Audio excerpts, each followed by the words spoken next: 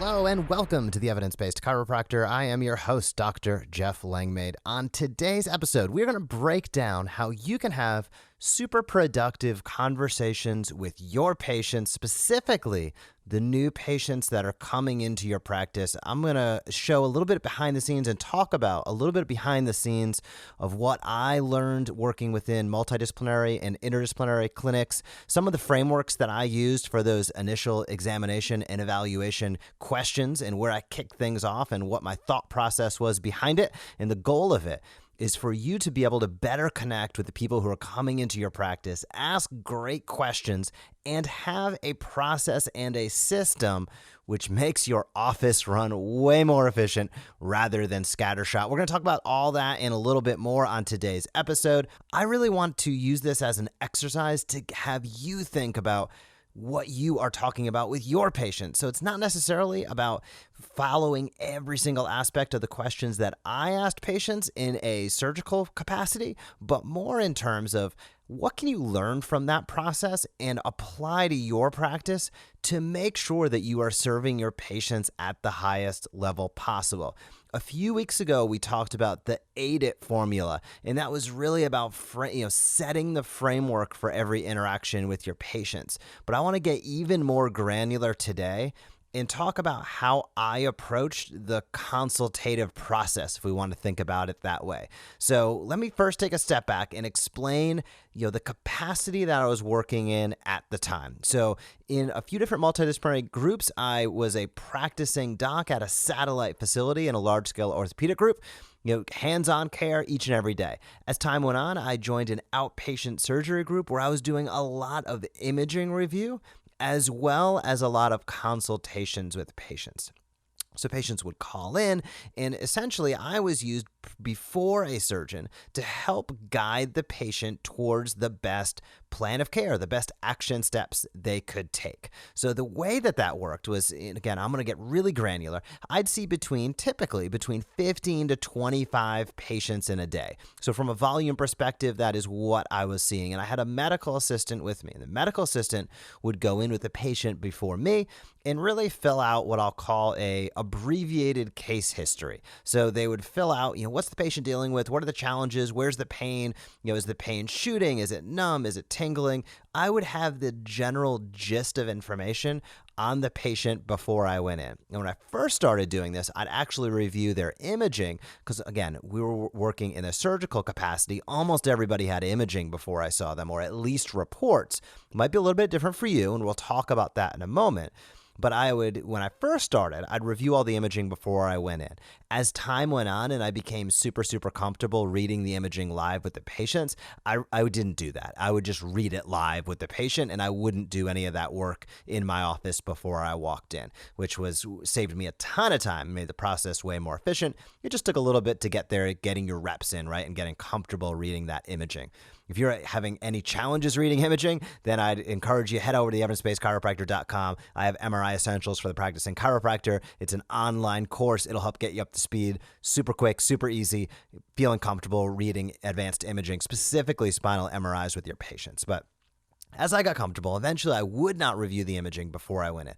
So then I'd walk in and my medical assistant would make that transition. So the medical assistant would take all that information. Dr. Langmaid will be with you in just a moment. Let me go get him, right? She'd leave the room and come get me. And then when we walk in, again, I want you to really understand these nuanced points because this process was refined throughout tens of thousands of patient interactions. So there are very specific points here with transitions and handoffs that matter, and they matter in your practice as well. So when we'd walk back in, the medical assistant would reintroduce me.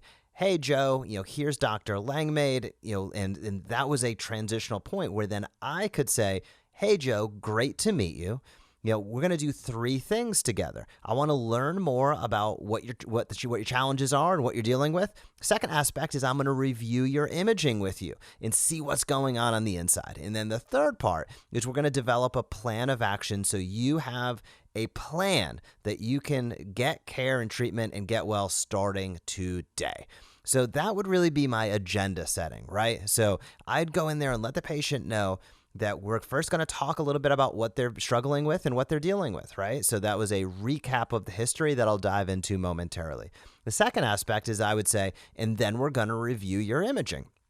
Now, in your case, if you don't have imaging, that's easy to be able to say something to the effect of, then we're going to do an examination, right? Just exactly as you would in your practice, but you're letting the individual know what to expect. Going into a new doctor can be very, very intimidating for patients.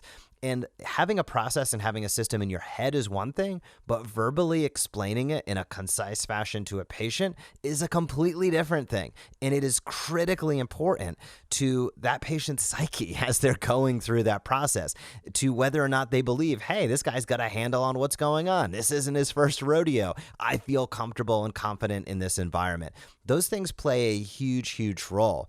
And how you verbalize what's going on every step of the way, especially during that first interaction with the patient, again, it's critically important to their perception of you and your practice. So setting that agenda. Hey, Joe, great to meet you. I'd love to learn a little bit more about what's going on with you first. Then we're going to check out your imaging, see exactly what's going on the inside and what might be the cause of your pain or problem. Again, you might exchange exam or evaluation for imaging there. And then the third part of today is we're going to give you a plan of action so you know where you can go to take the next step and get on the road to recovery. Very, very simple, very straightforward, 3 steps, not too much to remember. And that was the framework by which we jumped from, right? So first, I would basically have looked at that one sheet by my medical assistant, as I said, so I'd know a little bit about what's going on with the patient. So that's a great opportunity to ask a pointed question. Hey, Joe, it seems as though, Tara told me that you're struggling with some pain that starts in your neck and it goes down your arm and you've been dealing with it for a few weeks. Can you tell me a little bit more about that? And then I'd pause, right? So I'm going to ask a question and just reiterate, here's what I understand is going on with you, right? AKA, here's your chief complaint as it's been told to me. Can you tell me a little bit about that? That's a very, very powerful question because how a patient responds to that can give you a massive amount of information in terms of where they're at in the process. Are they frustrated? Are they coming out with negativity and the fact that they've seen so many bozo docs that haven't got them where they need to be? Are they feeling great? Gosh, I've dealt with this before. I got over it. I can't wait to get back in the gym. When you ask the question as far as letting them know, hey, I understand that you're dealing with this. Can you tell me a little bit about that? The response that they give you is super, super important and can really be an eye-opener to what kind of patient is this going to be in your practice, right? Are they coming back super negative? Are they sounding positive? Do they sound like they're just bummed out because they're dealing with something they don't want to deal with? It's an exceptionally powerful question that I would encourage you to ask if you're not already asking in your practice. The second aspect of what we would go through, and then I might ask a few more questions, right? We're going to dive into things from there.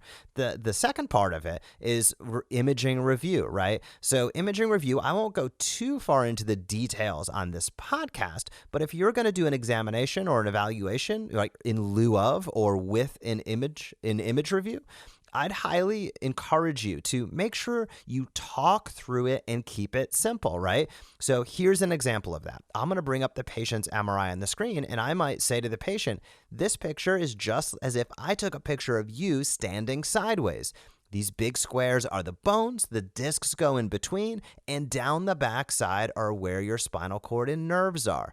So I'm keeping it very simple and letting the patient know what I'm looking at and what's going on. Again, I would very much utilize this same strategy and process if you're doing an examination.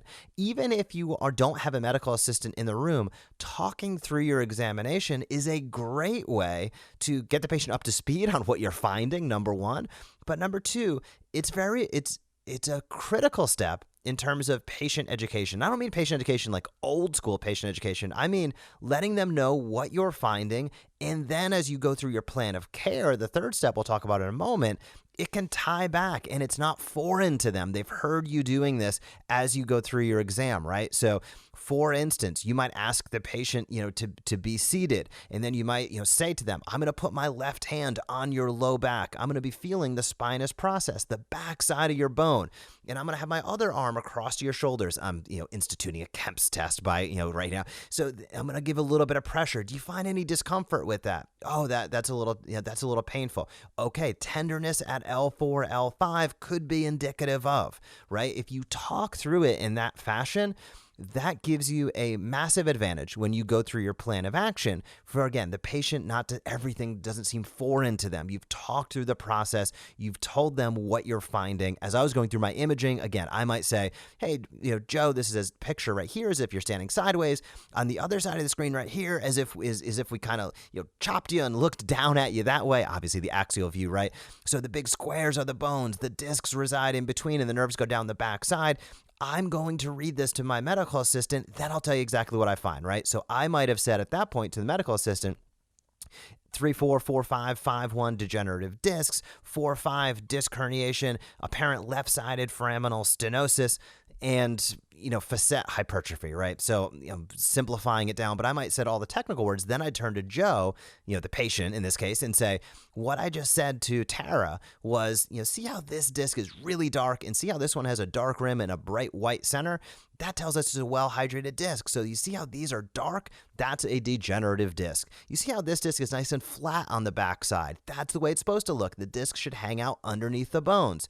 But you see this one? See where it's sticking way out the backside? Yes, I see that. That's a disc herniation. You see how it's taking up space in that hole? See that circle? And I'd show them that circle should be nice and wide open. When this disc is pushing back into that space, that can decrease the amount of space a nerve has to go through, and it can actually pinch or compress that nerve, which is why you're dealing with X, Y, and Z.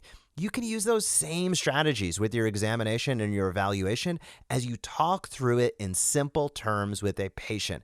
I find so many docs out there, evidence-informed docs, rehab-based docs, great docs that get so hyper-technical with their explanations. It's a great thing to be thorough, but don't talk over the head of your patients. Make sure that they understand. And then the third part about how I'd go through my consultative process would be, again, creating that plan of care. And at that point, that's really just executing on what you found during the examination and during the history, right? So pretty straightforward as far as that's concerned. I would give them exactly what I thought that their best plan of care was. If I thought they were a surgical candidate, I'd explain that to them, and I'd explain a little bit about what I thought may be a surgical recommendation. Of course, that's always going to be, signed, sealed, and delivered by the surgeon, him or herself, but I'd give a, advanced warning there. If I thought the patient was great for conservative care, and they did not need to be seeing me or need to be seeing specifically any of our surgeons, I would be super clear there as well and let them know, hey, I think you are a great candidate. Your best next step is to go see a chiropractor because they will be able to do X, Y, and Z. Or your next best step is to go see a physical therapist. You really just need some rehab to get here. Your range of motion looks great. You don't have any limitations or disc pathology. Again, whatever it might be, I'm sort of just riffing right now. But I'd explain to them, here's where I believe you should go and what they may do to help you improve. And that is a take-home message for you as well. As you explain your plan of care, be sure to explain, hey, here's what I anticipate we'll do in our practice for you. And here's the benefit that we can expect. When you start to lay things out like that, and now they know, again, we're going to go through all three of those very quickly here. Number one, you've taken time to learn about what they're dealing with, and you've gotten a great vibe for who they are and what their expectations are. Number two, you've done your examination or your imaging review and talked through it with them so they're an active participant and hear what's going on. Very, very important. And then number three, makes number three super easy. When you start talking about a plan of care, you tie it back to the history and examination. You tell them what you were going to do and the expected result with it. That is a great way and a great process. I hope you get some nuggets there that you can take and meld into what you're currently doing to make sure that you're having the highest quality conversations with each and every patient that comes into your practice. What we do as chiropractors is needed so bad with musculoskeletal issues, with chronic pain, all of that, and our utilization is just too low. So how we change that is we continue to get out there to other physicians in our community. If you need help, become a member of the Evidence Based Chiropractor, building those referral relationships. Get out online if you need help with that. All of our automations with the Smart Chiropractor, and having great conversations with the patients that are already in your practice. And I hope today's podcast episode gave you a couple ideas and maybe even an item or two that you can bring into your consultation, your examination process to, again, make sure you're having high quality conversations with patients, make sure that you are accurately explaining who you are and what you do, and making sure you instill the confidence in them that you have in your ability to take care of them. Very, very important. Have fun this week in practice, and I will talk to you soon. Thank you for joining us on this episode of the Evidence Based Chiropractor. If you want to grow your practice, come back for next week's episode. If you want to grow faster, visit the evidencebasedchiropractor.com and join our MD Marketing membership today.